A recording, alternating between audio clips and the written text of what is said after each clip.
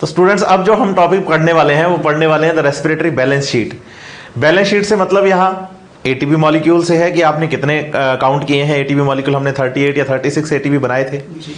तो वो जो एटीपी हमने बनाए हैं उसी टॉपिक से हम रिलेट करते हुए पढ़ने वाले हैं द रेस्पिरेटरी बैलेंस शीट।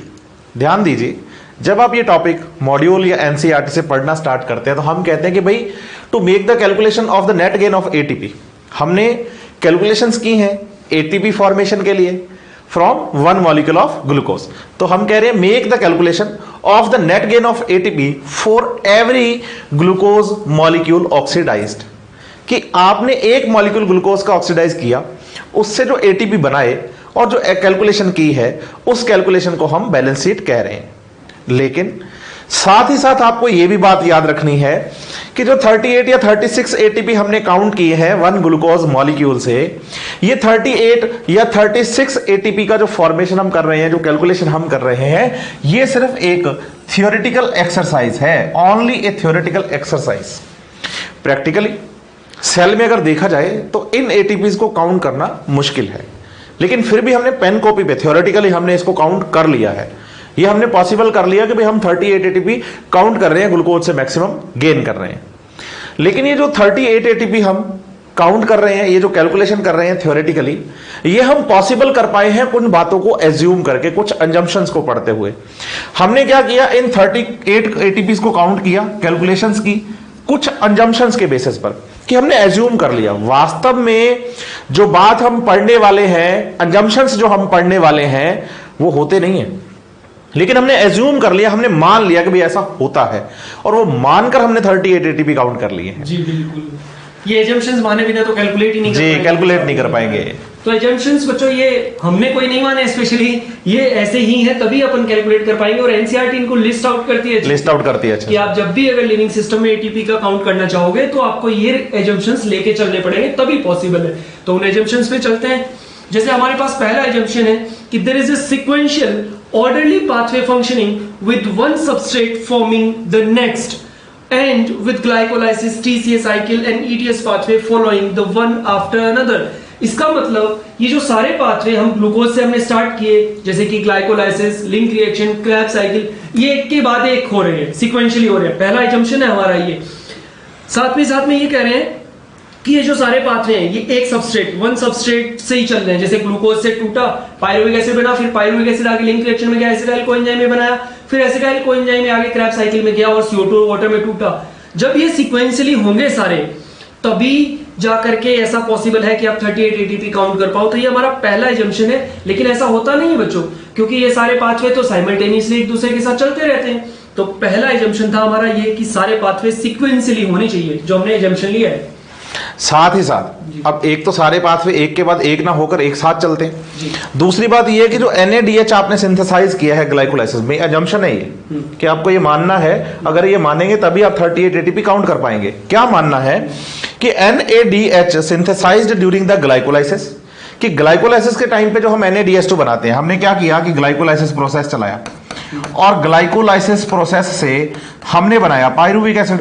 लेकिन जब ये पायरुविक एसिड बन रहा था तो साथ में हाइड्रोजन्स निकले थे और बना था NADH2। और हमें ये पता है कि ये NADH2 आगे एंटर करता है माइटोकॉन्ड्रिया में चलने वाले ETS में, और ETS में जाकर ये फॉर्मेशन किसका करेगा, ATP का। तो हमें ये अज्यूम करना पड़ेगा कि भाई जो हमने ग्लाइकोलाइसिस में NADH2 बनाए हैं ना, वो ग्लिसरॉल फॉस्फेट शटल या मैलेट एस्पार्टेट शटल के थ्रू माइटोकॉन्ड्रिया में चलने वाले इलेक्ट्रॉन ट्रांसपोर्ट सिस्टम में एंटर करेगा और एटीपी बनाएगा। लेकिन वास्तविकता यह है नहीं कि NADH2 जो है वो पक्का थोड़ी है कि माइटोकॉन्ड्रिया में जाकर एटीपी बनाए। हो सकता है उस NADH2 की जरूरत सेल के साइटोप्लाज्म में किसी और रिएक्शन में पड़ जाए और NADH2 वहां यूज हो जाए। लेकिन अगर आपको ये कैलकुलेशन करनी है 36 या 38 एटीपी की, तो आपको ये अज्यूम करना पड़ेगा कि the NADH synthesised in the glycolysis is transferred into the mitochondria and undergoes oxidative phosphorylation, और ऑक्सीडेटिव फॉस्फोराइलेशन मींस ETS, और ETS में जाए और एटीपी बनाए। ये आपको अज्यूम करना पड़ेगा, तभी आप 38 या 36 एटीपी काउंट कर पाएंगे। जी बिल्कुल, ये हुए दो एजम्पशंस। अब चलते हैं तीसरे एजम्पशंस पे। तीसरा एजम्पशन का क्या कहा है एनसीईआरटी ने कि none of the intermediates in the pathway are utilised to be synthesise any other compound. जैसा कि हमने अभी एम्फीबॉलिक पाथवे में बच्चों पढ़ा था कि कोई भी रेस्पिरेटरी ब्रेकडाउन के टाइम पे जो कोई मॉलिक्यूल है वो किसी और मॉलिक्यूल के बनाने में काम आ सकता है, उसका प्रिकर्सर हो सकता है। तो हमें ये जंक्शन लेके चलना है कि जब हम ये पाथवे पढ़ रहे हैं तो जो मॉलिक्यूल्स बनते जा रहे हैं वो किसी और पाथवे के लिए बाहर वापस नहीं जा रहे हैं। तो ये हमारा हुआ तीसरा जंक्शन। अभी इसी सीक्वेंस में हमें ये भी याद रखना है कि एक तो आप कह रहे हैं कि इंटरमीडिएट कंपाउंड है वो आगे रेस्पिरेशन में ही रहना चाहिए, तभी आप 38 एटीपी काउंट कर पाएंगे। साथ ही साथ हमें यह भी समझना पड़ेगा कि आप 38 या 36 एटीपी जो काउंट करते हैं वो काउंट करते हैं सिर्फ और सिर्फ किसके लिए? ग्लूकोज के लिए।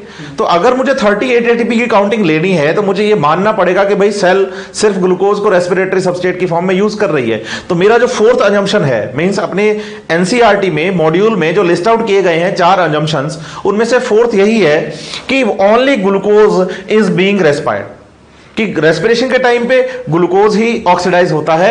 No other alternative substrates are entering in the pathway at any of the intermediatory stage. लेकिन आप याद रखिए, जब हमने एम्फीबॉलिक पाथवे पढ़ा तो हमने कहा कि भाई ग्लूकोज तो है ही, साथ ही साथ प्रोटीन्स और फैट्स भी रेस्पिरेटरी सबस्ट्रेट हैं और जरूरत पड़ने पर यह भी पाथवे में एंटर कर सकते हैं। दूसरी बात है कि ग्लूकोज कार्बोहाइड्रेट है और कार्बोहाइड्रेट तो और भी बहुत सारे हैं, सुक्रोज है, फ्रक्टोज है, तो जरूरी नहीं है कि हमेशा ग्लूकोज ही एंटर करे। दूसरे भी कोई सबस्ट्रेट्स हैं as per requirement of the cell, वो इस प्रोसेस में, इस पाथवे में एंटर कर सकते हैं। तो एज्यूम हमें करना पड़ेगा कि भाई ग्लूकोज रेस्पायर्ड हो रहा है, और ग्लूकोज रेस्पायर्ड होगा तभी हम 38 या 36 एटीपीज को काउंट कर पाएंगे। तो ये 4 हुए अजम्पशंस जो हमारे एनसीईआरटी और मॉड्यूल में लिखे गए हैं, लिस्ट आउट किए गए हैं। जी बिल्कुल सर, ये बात बच्चों को बहुत अच्छे से आपने बता दी। तो ये हमारे चारों एजम्पशंस में थे। पहला तो था सीक्वेंशियली होने चाहिए, दूसरा था जो एनएडीएच टू ग्लाइकोलाइसिस में बने वो भी आगे ईटीएस के अंदर जाए, तीसरा था कि ना तो इसके अंदर से कोई बाहर जाए, और चौथा है कि बाहर से भी कोई और ना आए, केवल ग्लूकोज का ही ब्रेकडाउन चलता रहे। ये चारों पाथवे हो गए। अब बच्चों देखो एनसीईआरटी में इसके बारे में क्या लिखा हुआ है, but this kind of assumptions are not really valid in living system, कि इस टाइप के एजम्पशंस लिविंग सिस्टम में वैलिड नहीं है। जैसे सर आपको बहुत अच्छे से पहले बता चुके हैं कि ये हमने केवल पेपर कॉपी पे केवल एक टाइप की थ्योरेटिकल एक्सरसाइज की है, कैलकुलेशन की है, लेकिन लिविंग सिस्टम में ऐसा होता नहीं है। एनसीईआरटी ने कहा इस बात को, क्यों नहीं होता ऐसा देखिए बच्चों कि ऑल पाथवे वर्क साइमल्टेनियसली। पहली बात तो कि जरूरी नहीं है सीक्वेंशियल हो, सारे साथ साथ काम कर रहे हैं। दूसरी बात, and do not take place one after another, कि जरूरी नहीं है एक के बाद एक दूसरा हो, बीच में अपने पास कोई और मॉलिक्यूल है उसका ब्रेकडाउन चल गया, साथ में लिंक रिएक्शन भी चल रही है, इधर क्रैब साइकिल भी चल रहा है, इसके और उसके आपस में एक्सचेंज हो सकते हैं प्रोडक्ट्स। तीसरी बात, substrate enter another substrates enter the pathway and are withdrawn from it as and when the necessary।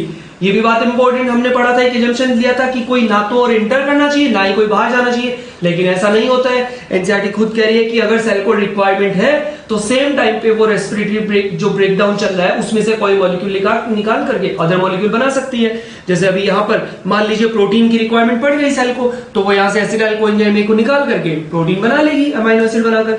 तो ऐसा जरूरी नहीं है ऐसा हो। सेल एनसीईआरटी ने क्लियर कर दिया कि बच्चों ये केवल एजम्पशंस है और लिविंग सिस्टम में ऐसा जनरली नहीं होता है। साथ ही साथ हमें यह भी समझना है कि जो रेस्पिरेशन प्रोसेस है इसमें जो एटीपी बन रहे हैं, जब भी सेल को जरूरत है वो इन एटीपी को यूज कर सकती है, या किसी प्रोसेस को चलाने के लिए उसको एटीपी की जरूरत है तो वहां एटीपी खर्च भी कर सकती है। जैसे ग्लाइकोलाइसिस मैंने स्टार्ट किया तो मैंने पहले एटीपी खर्च करवाए, उसके बाद कंज्यूम करवाए, उसके बाद मैंने एटीपी उससे लिए। तो वही बात है कि जब जब सेल को जरूरत है, as per requirement of the cell, ATP use हो सकते हैं, प्रोसेस से निकलकर कहीं भी मेटाबॉलिज्म में काम आ सकते हैं। साथ में एनसीईआरटी बहुत इंपॉर्टेंट लास्ट लाइन लिखती है इसी प्रोसेस के अंदर कि enzymatic rates are controlled by the multiple means, कि जो एंजाइमेटिक रिएक्शंस चल रही हैं हमारी मेटाबॉलिज्म की, रेस्पिरेशन की, है ना। अब रेस्पिरेशन की रिएक्शन सिर्फ किसी एक ही काम के लिए चले ऐसा जरूरी नहीं है।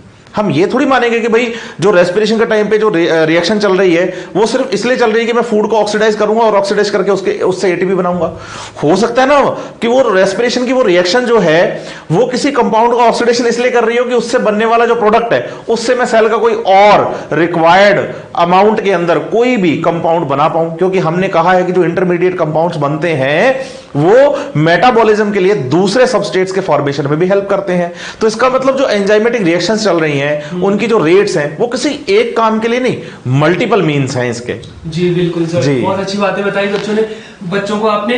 अब सर बच्चे ऐसे कहते हैं कि सर एनसीईआरटी कह रही है कि ये केवल एजम्पशंस है, और इन एजम्पशंस को अपन को मानना भी नहीं है, क्योंकि रियल में ऐसा होता भी नहीं। बिल्कुल भी हमें ये मान के चलना है भी ऐसा ऐसा होता है, तभी हम 38 या 36 एटीपी काउंट कर पाते हैं। लेकिन रियलिटी ऐसी है नहीं भी सेल के अंदर जाके मैं 38 या 36 एटीपी थोड़ी काउंट कर पाऊंगा। बिल्कुल सर। तो फिर बच्चे के दिमाग में एक सवाल आता है सर, बच्चा ऐसा कहता है सर तो आप तो हमें अभी पहले ग्लूकोज से ग्लाइकोलाइसिस पढ़ाया, फिर लिंक रिएक्शन पढ़ाई, फिर क्रेब्स साइकिल पढ़ाया, जब ये सारा ऐसा सेल में होता नहीं है, पॉसिबल नहीं है ऐसा कि भाई ऐसा कैलकुलेशन करना पॉसिबल नहीं है, तो फिर हम ये इसे सीक्वेंशियली पढ़ क्यों रहे हैं, ऐसा कर क्यों रहे हैं? तो बच्चों इसका एनसीईआरटी ने भी जवाब दिया है। अधूरी बातें नहीं, पूरी बातें लिखी है, बस हमें समझना है। वहां पे एनसीईआरटी ने लिखा है, yes it is useful to do this exercise to appropriate the beauty and efficiency of the living system। देखो बच्चों कितनी अच्छी बात है कि हम इन एक्सरसाइज को करके हमारी बॉडी की जो या सेल की, चाहे किसी भी प्लांट सेल की, लिविंग सेल जो है, उसकी ब्यूटी को चेक कर सकते हैं, कि उसकी एफिशिएंसी को चेक कर सकते हैं कि वो कितनी एफिशिएंटली वर्क कर रही है। कि मान लीजिए ग्लूकोज है, उसका आपने ब्रेक डाउन किया, उसमें से एनर्जी जो निकली, उसमें से आप कितनी एनर्जी निकाल सकते हो, कितनी एनर्जी को एटीपी की फॉर्म में कन्वर्ट कर सकते हो, उसमें कितनी एनर्जी थी और आप कितनी निकाल पाए, आपकी बॉडी कितनी एफिशिएंटली वर्क की, ये सारी बातें हमें पता चलती है इन कैलकुलेशन से। इसलिए हमने ये assumptions माने हैं। तो देखिए बच्चों, लिखा है कि in the living system in extraction and storing of energy, hence there can be a net gain of 38 ATP molecule during aerobic respiration of 1 molecule of glucose। कि एक मोल ग्लूकोज को आप तोड़ोगे तो उससे जितनी एनर्जी निकली, हमने कहा था 686 कैलोरी निकल रही है, उसमें से आपको कितनी एनर्जी निकाल पाए, कितने एटीपी बना पाए, 38 एटीपी। तो चेक करते हैं कि लिविंग बॉडी की एफिशिएंसी कितनी है, कितनी एफिशिएंटली वो वर्क कर रही है। ये सारी बातें हम इन एक्सरसाइज से पता कर सकते हैं। तो इसको एग्जांपल के साथ समझते हैं। कितनी अच्छी बात सर ने आपको क्लियर की यहां पर कि भाई हम ये assumptions हैं, इनको रियल सिस्टम में तो ये लिविंग सिस्टम में वैलिड नहीं है, लेकिन फिर भी पढ़ना है। क्यों पढ़ना है? ताकि रेस्पिरेशन की एफिशिएंसी पता चल सके। चलिए रेस्पिरेशन की एफिशिएंसी पता करते हैं ग्लूकोज मॉलिक्यूल को बेस मानते हुए। जब आप एटीपी की बात करते हैं ना, 1 मॉलिक्यूल ऑफ एटीपी की, तो उसमें हमें एनर्जी मिलती है एक एटीपी से 8.1 किलो कैलोरी, ये इतनी एनर्जी मिल रही है। और अगर एक ग्लूकोज मॉलिक्यूल की बात की जाए तो उसमें टोटल एनर्जी है 686। चलिए आपने नेट गेन किया है 36 एटीपी या 38 एटीपी। 36 तो तब किए जब हमने ग्लिसरॉल फॉस्फेट शटल चलाया, और 38 हमने तब काउंट किए जब हमने मैलेट एस्पार्टेट शटल को चलाया। चलिए 36 को बेस मानते हुए चलते हैं। टोटल एटीपी ग्लूकोज से काउंट किए मैंने 36, एक एटीपी में एनर्जी 8.1 किलो कैलोरी है, तो 36 मल्टीप्लाई 8.1 तो टोटल मेरे पास आता है 291.6। लेकिन अगर एक ग्लूकोज मॉलिक्यूल की बात की जाए तो उसमें टोटल एनर्जी कितनी है 686। तो 686 में से सिर्फ 291.6 किलो कैलोरी एनर्जी ही आप एटीपी में कन्वर्ट कर पाए। और अगर आप इसका परसेंटेज निकालें तो ये परसेंटेज 686 का 42.50% आता है। इसका मतलब 42 के लमसम तो आपने एनर्जी एटीपी में कन्वर्ट कर ली, और जो रिमेनिंग 58 के परसेंट लमसम एनर्जी थी वो हीट की फॉर्म में रिलीज होगी, और ऐसा हमने रेस्पिरेशन में पढ़ा भी है। दूसरी बात, अगर आप एटीपी 38 काउंट करते हैं 1 ग्लूकोज मॉलिक्यूल से मैलेट एस्पार्टेट शटल चलाते हुए, तो आप देखिए टोटल एटीपी 38 है, एक एटीपी में एनर्जी 8.1 किलो कैलोरी है। आप 38 को मल्टीप्लाई करें 8.1 के साथ तो टोटल हमारे पास किलो कैलोरी में एनर्जी आती है 307.8 किलो कैलोरी। और ग्लूकोज में टोटल एनर्जी कितनी है 686। तो आप अगर इसका परसेंटेज निकालते हैं तो हम पाते हैं कि ग्लूकोज में जो 686 किलो कैलोरी एनर्जी थी उसका लमसम 44.86% हम कन्वर्ट कर पाए हैं एटीपी में। मतलब 44 के लमसम तो एटीपी में कन्वर्ट हो गई, और बाकी जो बची 56 के लमसम वो हीट की फॉर्म में यहां पर रिलीज हो गई है। तो बताइए ग्लूकोज से जब आप रेस्पिरेशन चलाते हैं तो रेस्पिरेशन कितने परसेंट एफिशिएंट है? तो ऑन एवरेज हम कह सकते हैं 42 to 45% एफिशिएंट है। जी सर, बहुत अच्छे से आपने इनको कैलकुलेशन बता दी। तो अब बच्चों को ये भी पता चल गया कि हमारी बॉडी कितनी एफिशिएंट है। मुझे हमारी बॉडी की बात नहीं, कोई भी लिविंग सेल हो, प्लांट सेल हो चाहे एनिमल सेल हो, लिविंग सेल की एफिशिएंसी इतनी है, फिर उसको लगता है कि कहीं एफिशिएंसी मेरी कम तो नहीं है। ऐसा कुछ भी नहीं है बच्चों, क्योंकि अपन पहले ही पढ़ के आए थर्मोडायनेमिक्स के अंदर, आपको मैंने बात पहले बताई थी कि ऐसा पॉसिबल ही नहीं है कि एक फॉर्म से एनर्जी के दूसरे फॉर्म में कन्वर्जन में आप 100% कन्वर्जन कर लो। तो हमारा बॉडी काफी एफिशिएंटली वर्क कर रही है, 42 to 45%, काफी अच्छी एफिशिएंसी है। और सेल ऐसे ही एफिशिएंटली वर्क करती है। और स्टार्टिंग में जो आपको बात बताई थी वो देखिए फिर से मैं रिवाइज कर देता हूं कि the complete combustion of glucose which produces CO2 and water as the end product yields energy most of which is given out as heat, जिसमें से ज्यादातर एनर्जी जो है हीट की फॉर्म में चली जाती है। वो जरूरी भी है और जाती भी है, पॉसिबल है, हम उसे रोक ही नहीं सकते।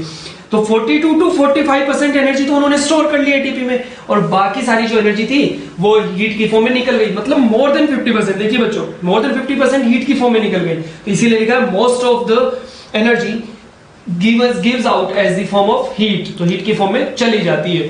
तो अब ये तो हुआ हमारा रेस्पिरेटरी बैलेंस शीट, हमने इससे रेस्पिरेशन की एफिशिएंसी को जाना, और एरोबिक रेस्पिरेशन की सारी बातें कंप्लीट हो गई हैं। एरोबिक रेस्पिरेशन की सारी बातें कंप्लीट हो गई हैं, जिसमें हमने ऑक्सीजन की प्रेजेंस में इसको करवाया, और हमने जो काउंटिंग की है 38 या 36 एटीपी से काउंट किया इसको, तो 38 या 36 एटीपी हमने एरोबिक रेस्पिरेशन में माइटोकॉन्ड्रिया में ही बनाया था। चलिए इसी सीरीज में अब आगे बढ़ते हैं, और अब हमारे नेक्स्ट टॉपिक फर्मेंटेशन या एनारोबिक रेस्पिरेशन की बात करते हैं। एनारोबिक रेस्पिरेशन मींस ऑक्सीजन की एब्सेंस में चलने वाला रेस्पिरेशन है।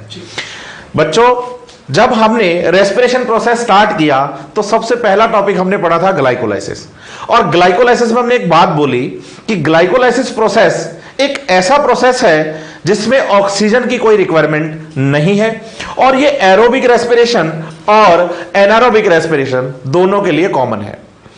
अब देखिए, ग्लाइकोलाइसिस प्रोसेस साइटोप्लाज्म से स्टार्ट होता है। ग्लाइकोलाइसिस प्रोसेस में कार्बोहाइड्रेट का ब्रेकडाउन किया जाता है, कार्बोहाइड्रेट को पार्शियली ऑक्सीडाइज किया जाता है, उसके थोड़े से हाइड्रोजन्स बाहर निकाले जाते हैं। यह प्रोसेस साइटोप्लाज्म में चलता है। अगर आप फर्मेंटेशन या एनारोबिक रेस्पिरेशन को पढ़ते हैं तो सबसे पहला प्रोसेस आपको ग्लाइकोलाइसिस ही पढ़ना है, क्योंकि एरोबिक या एनारोबिक की जो रिएक्शंस हैं वो अलग अलग होती हैं after the formation of pyruvic acid. देखिए, ग्लूकोज से हमने प्रोसेस को स्टार्ट किया। ग्लूकोज को हमने पहले 2 एटीपी दिए फर्स्ट और थर्ड रिएक्शन में, उससे हमने बनाया ट्रायोज फॉस्फेट ग्लिसरॉल्डिहाइड 3 फॉस्फेट, जिसको हमने PgAl बोला। फिर इस PgAl का हमने करवाया ऑक्सीडेशन, इसमें से निकाले हाइड्रोजन्स, वो हाइड्रोजन्स एक हाइड्रोजन एक्सेप्टर को दिए, फॉर्मेशन हुआ NADH का, और साथ में हमने 2 ATP मॉलिक्यूल्स को बनाया। फिर ये जो जिसका ऑक्सीडेशन हमने करवाया PgAl का, वो आगे कन्वर्ट हुआ PGA में, एसिड में। फिर ये एसिड आगे कन्वर्ट हुआ फॉस्फोइनॉल पाइरुवेट में, और फॉस्फोइनॉल आगे कन्वर्ट हुआ पाइरुविक एसिड में, और यहां पर भी हमने 2 एटीपी मॉलिक्यूल्स निकाले। उसका रीजन बता रहा हूं, 2 एटीपी हमने क्यों लिखे। ग्लूकोज मॉलिक्यूल से जब PgAl के मॉलिक्यूल्स बनते हैं तो PgAl के मॉलिक्यूल्स भी हम 2 बनाते हैं, क्योंकि PgAl में हमने कार्बन कितने पड़े हैं 3, और ग्लूकोज में कार्बन कितने होते हैं 6, तो ये 3 मॉलिक्यूल्स के 2 मॉलिक्यूल्स बने, 3 कार्बन के 2 मॉलिक्यूल्स बने। तो आगे जब ये फॉस्फोग्लिसरिक एसिड बनाएगा तो इसके भी 2 मॉलिक्यूल्स बनेंगे, तो यहां 2 ATP और साथ में 2 NADH2 का फॉर्मेशन होगा। फिर फॉस्फोइनॉल पाइरुवेट भी 2 बनेंगे, और फाइनली पाइरुविक एसिड भी 2 बनेंगे, और 2 पाइरुविक एसिड बनते टाइम 2 ATP का फॉर्मेशन होगा। ये तो था हमारा ग्लाइकोलाइसिस प्रोसेस, इसे हम डिटेल में बहुत अच्छे से पढ़ के आए हैं, और साथ में हमने कहा है कि ग्लाइकोलाइसिस प्रोसेस का जो की प्रोडक्ट है वो पाइरुविक एसिड है। और पाइरुविक एसिड के बारे में जब बात करते हैं तो इसका फॉर्मूला हम C3H4O3 पढ़ते हैं, और ग्लूकोज का फॉर्मूला C6H12O6 पढ़ते हैं। तो 6 कार्बन का कंपाउंड 3 कार्बन के 2 कंपाउंड्स में टूट गया है, और ये ग्लाइकोलाइसिस हो गया। अब इससे आगे चलना है एनारोबिक रेस्पिरेशन, फर्मेंटेशन। जी बिल्कुल सर, ये तो आपने बहुत अच्छे से समराइज कर दिया। बच्चे के दिमाग में पूरी बात वापस से आ गई है कि हाँ, ग्लूकोज तक का प्रोसेस तो सेम है, पाइरुविक एसिड तक का। जी, पाइरुविक एसिड तक का, चाहे वो एरोबिक रेस्पिरेशन की बात करें चाहे एनारोबिक की, यहां तक का प्रोसेस तो सेम ही होने वाला है कि एक ग्लूकोज से उसको 2 पाइरुविक एसिड मिलने वाले हैं, 2 ATP मिलने वाले हैं, क्योंकि 2 यूज कर लिए, 4 बने थे तो 2 ATP का प्रॉफिट हो गया, और 2 NADH2 मिलने वाले हैं। तो यहां तक का तो उसका बिल्कुल क्लियर हो गया।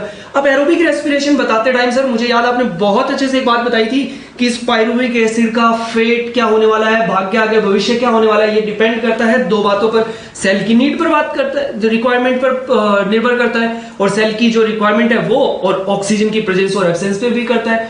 तो हम पढ़ने जा रहे हैं एनारोबिक रेस्पिरेशन, मींस वहां पे ऑक्सीजन नहीं है। तो देखते हैं फिर पाइरुविक एसिड का अगर आगे ऑक्सीजन नहीं है तो क्या होगा। तो बच्चों पहले अपन बात कर लेते हैं एनिमल सेल की। एनिमल सेल में कब होता है, देखिए पहली बात तो ये कंडीशन जानने की जरूरी है कि ये कब होगा ऐसा। जब मान लीजिए हम बहुत ज्यादा एक्सरसाइज कर रहे हैं, हैवी एक्सरसाइज कर रहे हैं, तो हमारी सेल को बहुत ज्यादा एनर्जी चाहिए, तो उस टाइम पे हम क्या करते हैं, अपना रेस्पिरेशन रेट तेज करते हैं। फिर भी अगर ऑक्सीजन इनएडिक्वेट हो गई या कम पड़ गई या नहीं है वहां पे, तो हमारी मसल सेल्स जो होती है वो क्या करना स्टार्ट कर देती है, ये एनारोबिक रेस्पिरेशन, और वो बनाती है लैक्टिक एसिड। और बच्चों ये आप छोटी क्लासेस में पढ़ के आए हो कि लैक्टिक एसिड के डिपोजिशन से आपको पेन होता है वहां पर। तो बच्चों देखिए कैसे बनता है वो, ये मान लीजिए पायरुविक एसिड है 3 कार्बन का मॉलिक्यूल, तो फिर उससे आगे बनेगा लैक्टिक एसिड, वो भी 3 कार्बन का। इसका मतलब कोई CO2 का रिलीज नहीं हुआ यहाँ पे, सिर्फ पायरुविक एसिड से लैक्टिक एसिड बन गया। और वहां पर 2 NADH2 जो हमने यहाँ पे बनाए थे, यही NADH2 यहाँ आकर के, मींस ये प्रोसेस तो वही है साइटोप्लाज्म में, तो यहाँ बनने वाले NADH2 आकर के अपनी 2 हाइड्रोजन दे देंगे पायरुविक एसिड को, और खुद तो कन्वर्ट हो जाएंगे NADH2 जो है वो NAD में, और ये पायरुविक एसिड आगे कन्वर्ट हो जाएगा लैक्टिक एसिड में। देखिए बच्चों इसका फॉर्मूला सर ने आपको लिख के दे दिया यहाँ पर कि C3H4O3। आप लैक्टिक एसिड का फॉर्मूला देख लीजिए, C3 और H6O3, इसका मतलब किसका डिफरेंस है, यहाँ H6 है और यहाँ पे H4 था, इसका मतलब केवल 2 हाइड्रोजन का, और वो हाइड्रोजन किसने दिए, NADH2 ने 2 हाइड्रोजन दे दिए। तो बच्चों यहां से आपकी ये बात क्लियर हो गई कि सेल के अंदर, एनिमल सेल में जब एनारोबिक कंडीशन होती है तो उस टाइम पे सेल पायरुविक एसिड से लैक्टिक एसिड बना लेती है। किसकी हेल्प से, ये बनने वाले 2 NADH2 की हेल्प से। यहाँ पे NADH2 ने दोनों हाइड्रोजन इसको दे दिए। अब यहाँ पे दिमाग में बात, एक क्वेश्चन आता है बच्चों, जनरली सर ये क्वेश्चन यहाँ से बनता है इंपॉर्टेंट बच्चों के लिए, नीट के लिए, कि बच्चों यहाँ पर जो लैक्टिक एसिड बनाया इसमें हाइड्रोजन डोनर कौन है। अब बच्चा कहता है कि सर NADH2। अब बच्चे को ये बात समझनी है कि बच्चों मैंने सर से 100 रुपए लिए और आपको दे दिए, तो डोनर कौन हुआ, मैं तो मीडिएटर हुआ केवल, डोनर तो सर हुए। तो ये बात बच्चों बहुत इंपॉर्टेंट है यहाँ पर कि NADH2 ने जो 2 हाइड्रोजन दिए ये आए कहां से, फाइनली ग्लिसरॉल्डिहाइड 3-फॉस्फेट से आए सर। तो उसने अपने हाइड्रोजन दिए और पायरुविक एसिड को किसमें कन्वर्ट कर दिया, लैक्टिक एसिड में। तो एनिमल सेल में लैक्टिक एसिड बनेगा। अब इस प्रोसेस का फायदा ये हुआ कि उसको इस प्रोसेस वाले 2 ATP मिल गए। अब बच्चे के दिमाग में बात आता है सर एनिमल सेल का तो मैं समझ गया, अगर प्लांट सेल हो या कोई और सेल हो, ईस्ट सेल जैसे, तो उसमें क्या होता है। तो बच्चों उसमें पायरुविक एसिड का प्रोसेस तो सेम है, 2 ATP मिलने हैं। उसके बाद में क्या होगा, पायरुविक एसिड से बनेगा एसिटाल्डिहाइड। एसिटाल्डिहाइड देखिए बच्चों 2 कार्बन का है, जबकि पायरुविक एसिड 3 कार्बन का था। इसका मतलब यहाँ पे एक CO2 जो है वो रिलीज हो चुका है, इसका मतलब यहाँ पे हुआ है डीकार्बोक्सिलेशन। याद रखना पायरुविक एसिड से लैक्टिक एसिड बनाते टाइम डीकार्बोक्सिलेशन नहीं हुआ, लेकिन एसिटाल्डिहाइड जब हमने पायरुविक एसिड से बनाया तो वहां पे एक डीकार्बोक्सिलेशन हुआ और बन गया एसिटाल्डिहाइड। अब एसिटाल्डिहाइड आगे बनाने वाला है एथेनॉल, और जब इस प्रोसेस के लिए हाइड्रोजन जो चाहिए वो देगा यहाँ पे NADH2। NADH2 से दोनों हाइड्रोजन आके एसिटाल्डिहाइड पे जुड़े और वो किस में कन्वर्ट हो गया, एथेनॉल में। एथेनॉल का फॉर्मूला है बच्चों C2H5OH। यहां पे जो एंजाइम काम आने वाला है वो है अल्कोहल डिहाइड्रोजिनेज। अल्कोहल बन गया, एथेनॉल एक अल्कोहल ही तो है बच्चों। और ये NADH2 कहां से आए थे, हमारे इसी प्रोसेस में से आए थे। अब इसके लिए भी सेम वही क्वेश्चन कि एथेनॉल आपने जो बनाया है, इसमें एथेनॉल बनने के लिए जो हाइड्रोजन चाहिए थे वो किसने दिए, वो उन्हीं दोनों NADH2 ने दिए हैं वापस से। और वो कहां से लेके आए, ग्लिसरॉल्डिहाइड 3-फॉस्फेट से लेके आए। तो बच्चों जो एनारोबिक रेस्पिरेशन या फर्मेंटेशन है, इसमें एनिमल सेल हुई तो लैक्टिक एसिड बनेगा, प्लांट सेल या ईस्ट सेल हुई तो एथेनॉल बनेगा। और उनको फायदा क्या हुआ इस प्रोसेस से, उनको ग्लाइकोलाइसिस में होने वाले दो ATP का प्रॉफिट है, वो 2 ATP मिलते रहेंगे। NADH2 का यहाँ पे जो रोल था वो था केवल हाइड्रोजन देने का, मतलब उनको आगे हम ETS में नहीं ले जा सकते क्योंकि ऑक्सीजन है नहीं, एरोबिक रेस्पिरेशन नहीं कर सकते, इसलिए वो केवल यहाँ पर आकर अपने हाइड्रोजन देंगे और एथेनॉल बनाएंगे। एक बात और मैं यहाँ पर जोड़ना चाहूंगा सर बच्चों के लिए। बच्चों को लगता है कि भाई हमने ग्लूकोज से 2 मॉलिक्यूल पायरुविक एसिड बनाए और इससे 2 मॉलिक्यूल NADH2 बन गए। अब उनको लगता है चलो एक NADH2 तो हमने लैक्टिक एसिड बनाने में यूज कर लिया और एक हमने अल्कोहल बनाने में यूज कर लिया। बच्चों ऐसा बिल्कुल भी नहीं है। आप ये बात दिमाग में रखिए, ग्लूकोज से पायरुविक एसिड तक बनना तो कॉमन चल रहा है माम, ये पूरा काम कॉमन है पायरुविक एसिड बनने तक। अब पायरुविक एसिड से या तो ये रिएक्शन चलेंगी एनिमल सेल में या फिर ये चलेगी प्लांट सेल में। मतलब ये NADH2 के हाइड्रोजन्स या तो लैक्टिक एसिड बनाने में काम आएंगे या फिर एथेनॉल बनाने में काम आएंगे। साथ ही साथ ये बहुत अच्छी बात सर ने बताई कि एनारोबिक रेस्पिरेशन जो है ये पूरा प्रोसेस साइटोप्लाज्म में चलता है। मतलब जो ग्लाइकोलाइसिस था उससे जो पायरुविक एसिड बना वो आगे माइटोकॉन्ड्रिया में एंटर नहीं करेगा। माइटोकॉन्ड्रिया में एंटर नहीं करेगा तो कहां रहेगा, साइटोप्लाज्म में रहेगा। बिल्कुल सही बात है।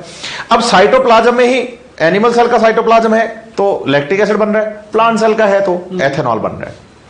अब समझिए आप एक चीज और जो आपके लिए बहुत इंपॉर्टेंट है, वो ये है कि भाई साइटोप्लाज्म में ही चल रहा है, हाइड्रोजन डोनर भी अपना ही कोई है और हाइड्रोजन एक्सेप्टर भी अपना ही कोई है। एरोबिक रेस्पिरेशन के टाइम पे हाइड्रोजन डोनर तो था फूड, दिए किसको? NAD+ को, बना क्या? NADH2।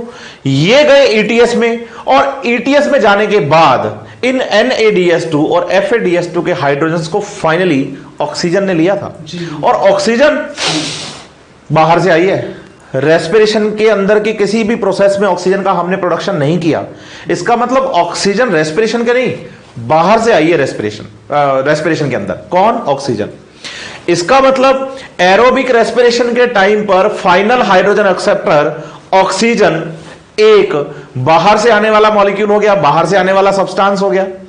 लेकिन एनारोबिक रेस्पिरेशन के टाइम पे हाइड्रोजन देने वाला भी अपना ही कोई है, PgAl, इसी प्रोसेस का इंटरमीडिएट है, और हाइड्रोजन लेने वाला भी अपना ही कोई है। अगर तो एनिमल सेल होगी तो एनिमल सेल में लैक्टिक एसिड के फॉर्मेशन के टाइम पे PgAl जो हाइड्रोजन NAD+ को देगा, वो हाइड्रोजन पायरुविक एसिड ही ले लेगा। लेकिन अगर यह प्रोसेस प्लांट सेल में चले तो प्लांट सेल में हाइड्रोजन देने वाला तो वही PgAl है, क्योंकि ग्लाइकोलाइसिस तो कॉमन है, लेकिन उन हाइड्रोजन्स को लेने वाला जो है वो अपना इंटरमीडिएट कौन है? एसिटाल्डिहाइड। तो देने वाला भी कोई अपना ही है और लेने वाला भी कोई अपना ही है। लेकिन एरोबिक रेस्पिरेशन के टाइम पे देने वाले तो प्रोसेस के इंटरमीडिएट कंपाउंड्स हैं हाइड्रोजन्स, लेकिन लेने वाला एक बाहर से आने वाला मॉलिक्यूल ऑक्सीजन है, सब्सटेंस है। इसीलिए एरोबिक रेस्पिरेशन को कहा जाता है इंटरमॉलिक्यूलर, और एनारोबिक रेस्पिरेशन को कहा जाता है इंट्रा। इंट्रा मतलब सेम ही प्रोसेस के इंटरमीडिएट्स हैं जो हाइड्रोजन्स को एक्सचेंज कर रहे हैं। तो इंट्रामॉलिक्यूलर रेस्पिरेशन और साथ ही साथ इंटरमॉलिक्यूलर रेस्पिरेशन। एक और बात जो मुझे याद आ रही है, आपको बतानी चाहिए, बहुत इंपॉर्टेंट है, वो ये कि जब आप NCERT पढ़ते हैं तो NCERT के टाइम पर NADH2 से जब आप NAD+ बनाते हैं एरोबिक रेस्पिरेशन के टाइम पे, तो बोलिए सर ऐसा काम तो हमने ETS के फर्स्ट कॉम्प्लेक्स से करवाया था जिसका नाम था NADH डिहाइड्रोजिनेज। लेकिन NADH2 से NAD+ का फॉर्मेशन तो यहां भी हो रहा है। एनिमल सेल में वो काम लैक्टेट डिहाइड्रोजिनेज करवाता है और प्लांट सेल में वो काम अल्कोहल डिहाइड्रोजिनेज करवाता है। लेकिन आप समझिए, एरोबिक रेस्पिरेशन के टाइम पे जो काम NADH डिहाइड्रोजिनेज करवा रहा है, मींस NADH2 से NAD+ बनाता है, वो ज्यादा फास्ट है as compare to anaerobic respiration. तो आप बताइए, एनारोबिक रेस्पिरेशन में NADH2 से NAD+ स्लो होता है as compare to aerobic respiration. तो NCERT जब आप पढ़ाएंगे ना, तो वहां लिखा होगा oxidation of the NADH is more vigorous in aerobic respiration. दूसरी चीज, आपने ग्लाइकोलाइसिस प्रोसेस में टोटल ATP बनाए कितने? 4। ये तो आपने बनाए, यूज कितने किए? 2। तो आपको ATP मिले कितने? 2 ATP मिले। और जो NADH2 बना था वो ETS में नहीं जा रहा, उसके हाइड्रोजन यहीं काम आ रहे हैं। सही है? तो आप बताइए, एनारोबिक रेस्पिरेशन में हमें एनर्जी की फॉर्म में 2 ATP मिलते हैं। दूसरी चीज, 2 ATP मिल रहे हैं, और जब आप NCERT पढ़ेंगे तो उसमें यह लिखा होगा कि जो एनारोबिक रेस्पिरेशन है, इसमें जो हमें एनर्जी मिलती है रेस्पिरेटरी सबस्ट्रेट से, वो लेस देन 7% एनर्जी हमें मिलेगी। तो एनारोबिक रेस्पिरेशन में पायरुविक एसिड से आप लैक्टिक एसिड बनाइए, आप उससे एथेनॉल बनाइए, आपको एनर्जी बहुत कम मिलने वाली है as compare to aerobic respiration. जी सर, एरोबिक में तो बहुत सारी एनर्जी बच्चों को मिल रही थी, जैसे अभी अपन बता के आए थे कि ग्लूकोज का ब्रेकडाउन अगर करें कंप्लीटली एरोबिक रेस्पिरेशन में तो 38 ATP। जी, यहाँ आपको एनारोबिक रेस्पिरेशन में तो केवल 2 ही ATP मिली। तो बच्चे को ये भी ये भी अपन आपसे इजी सा क्वेश्चन ये भी बन सकता है कि कितने गुना ज्यादा एरोबिक रेस्पिरेशन एनर्जी देता है? एरोबिक रेस्पिरेशन भाई, एनारोबिक में तो आपको 2 मिली, एरोबिक में कितने गुना हो सकती है इसके? हम कहेंगे कि भाई एरोबिक रेस्पिरेशन में तो मुझे 38 ATP मिल रहे हैं, तो इसके 19 टाइम्स ज्यादा एनर्जी आपको मिल सकती है एरोबिक रेस्पिरेशन में। एक बात मैं और आपके बच्चों अच्छे से क्लियर करना चाहूंगा NCERT की, जब अपन ये पूरा प्रोसेस पढ़ते हैं तो वहां पे एथेनॉल प्रोडक्शन के बाद में उन्होंने बहुत अच्छे से लिखा है कि ईस्ट जो होता है वो एथेनॉल बना रहा है। तो पहली बात कि एथेनॉल बनाते टाइम उसको ये 2 ATP एनर्जी मिली। तो बच्चों पायरुविक एसिड से अगर प्लांट सेल है या यीस्ट है तो क्या बनने वाला है? एथेनॉल। अब एथेनॉल एक एल्कोहल है तो इसे हम एल्कोहलिक फर्मेंटेशन भी कहते हैं। बच्चों देखा, आपने देखा कि यीस्ट जो है वो एथेनॉल क्यों बना रहा है? क्योंकि उसको एनर्जी मिल रही है भाई, इस एनाएरोबिक रेस्पिरेशन से उसको 2 एटीपी मिल रही है और वो इस एनर्जी के लिए एथेनॉल प्रोड्यूस करता जाएगा। अब जैसे जैसे एथेनॉल बढ़ता जाएगा वैसे वैसे एथेनॉल की कॉन्सेंट्रेशन बढ़ेगी और एनसीईआरटी क्लियरली यहाँ पे एक लाइन लिखती है बच्चों कि जब एथेनॉल की कॉन्सेंट्रेशन सेल के अंदर 13% तक पहुंच जाती है या उससे ज्यादा हो जाती है तो वहां पर ईस्ट सेल की डेथ हो जाती है। इसका मतलब yeast cell less than 13% concentration तक तो एथेनॉल प्रोड्यूस करेगा, लेकिन जैसे इसकी कॉन्सेंट्रेशन 13% से ज्यादा हो गई तो ईस्ट की डेथ हो जाएगी, क्योंकि वो कॉन्सेंट्रेशन ईस्ट के लिए पॉइजनस हो जाती है। तो बच्चों अगर पूछा जाए कि नेचुरल बेवरेजेस है कोई, उनमें कितने परसेंट अल्कोहल मिल सकता है, तो 13% या उससे कम ही मिलता है, उससे ज्यादा नहीं मिल सकता। लेकिन आर्टिफिशियली आजकल अगर हमें ज्यादा अल्कोहल प्रोड्यूस करना, ज्यादा प्योर अल्कोहल चाहिए होता है तो हम इस परसेंटेज को एक प्रोसेस से बढ़ाते हैं जिसका नाम है डिस्टिलेशन। ये प्रोसेस का नाम आपको याद रखना है क्योंकि एनसीईआरटी ने क्वेश्चंस किया है कि आर्टिफिशियल मेथड से आप अल्कोहल परसेंटेज को कैसे बढ़ा सकते हो, कौन से मेथड से बढ़ा सकते हो, तो उसका नाम है डिस्टिलेशन। एक बात मैं आपके लिए बच्चों और जोड़ना चाहूंगा कि बच्चे के दिमाग में, कुछ बच्चे सर ऐसा एक डाउट लेके आते हैं छोटा सा कि सर, कुछ ही बच्चे जो क्या है ज्यादा एक्स्ट्रा सोचते हैं इसके बारे में कि सर एथेनॉल जब बन रहा था तो पायरुविक एसिड से एथेनॉल आपने बनाया, लेकिन आपको एटीपी तो पायरुविक एसिड से पहले ही मिल चुकी 2 एटीपी, तो अगर आप एथेनॉल बना ही क्यों रहा है ईस्ट सेल जब उसके लिए वो पॉइजनस हो जा रहा है? वो ना बनाए, वो पायरुविक एसिड बना करके अपनी 2 एटीपी ले ले। लेकिन बच्चों आपको एक बात याद रखनी है कि अगर आप पायरुविक एसिड से एथेनॉल नहीं बनाओगे तो ये आपको 2 एटीपी एक बार मिलेंगे, उसके आगे कैसे लोगे? बच्चा पूछता है सर क्यों, 2 एटीपी तो यहीं तक मिल रहे हैं। तो बच्चे देखिए, जो यहाँ पे NADH2 बना था, ये NADH2 यहाँ पे आकर वापस NAD में कन्वर्ट होगा और फिर ये NAD वापस जाएगा यहाँ पे हाइड्रोजन लेने के लिए। इसका मतलब अगर बार बार आपको 2 एटीपी चाहिए, इस प्रोसेस को कंटिन्यू रखना है, तो यहाँ बनने वाले NADH2 को वापस से NAD में कन्वर्ट करना ही पड़ेगा और वो प्रोसेस हो रही है यहाँ पर एसिड से एथेनॉल बनते टाइम। इसका मतलब ईस्ट को अगर ये 2 एटीपी कंटिन्यूअसली चाहिए तो उसको एथेनॉल प्रोड्यूस करना ही पड़ेगा, उसको NADH2 को NAD में कन्वर्ट करना ही पड़ेगा, तभी ये प्रोसेस कंटिन्यू होगी। इसलिए उसको अगर 2 एटीपी हमेशा के लिए चाहिए तो उसको एथेनॉल प्रोड्यूस करना ही पड़ेगा, भले ही उसकी कॉन्सेंट्रेशन उसके लिए पॉइजनस होती जा रही है। अगर नहीं प्रोड्यूस करेगा तो बिना एनर्जी के ही मर जाएगा। इसलिए आपको ये बातें ध्यान रखनी है बच्चों कि अगर प्लांट सेल हुई तो ethanol alcoholic fermentation, animal cell हुई तो लैक्टिक एसिड फर्मेंटेशन। एक बात और कि जब एनिमल सेल में लैक्टिक एसिड बनता है तो डीकार्बोक्सिलेशन नहीं होता, लेकिन प्लांट सेल के अंदर एथेनॉल 2 कार्बन का कंपाउंड है, इसका मतलब वहां पे डीकार्बोक्सिलेशन भी हुआ है। तो ये तो हुआ हमारा एनारोबिक रेस्पिरेशन, जैसे हमने फर्मेंटेशन बोला, ये लैक्टिक एसिड फर्मेंटेशन या अल्कोहलिक फर्मेंटेशन पड़ा। अल्कोहलिक फर्मेंटेशन हमने कहा कि प्लांट सेल में और ये सेल में हो रहा है, और लैक्टिक एसिड फर्मेंटेशन हम कह रहे हैं कि एनिमल सेल में। देखिए बच्चे, lactic acid fermentation animal cell में तो है ही, साथ ही साथ अब कुछ बैक्टीरियाज में भी पड़ते हैं। तो आप कभी भी इस बात को लेकर रिजिड मत हो जाइए कि भाई लैक्टिक एसिड का फॉर्मेशन तो सिर्फ एनिमल सेल में ही हो रहा है या फिर एथेनॉल का फॉर्मेशन सिर्फ प्लांट सेल में और ये सेल में ही हो रहा है। नहीं, इसके अलावा भी हमें एग्जांपल्स मिलेंगे, लेकिन अभी हम हमारे सिलेबस के अकॉर्डिंग चल रहे हैं। तो लैक्टिक एसिड का फॉर्मेशन हमने एनिमल सेल में ही किया है, लेकिन ये लैक्टिक एसिड फर्मेंटेशन और अल्कोहलिक फर्मेंटेशन करने वाली सेल्स कुछ बैक्टीरिया भी हमें मिलेंगे।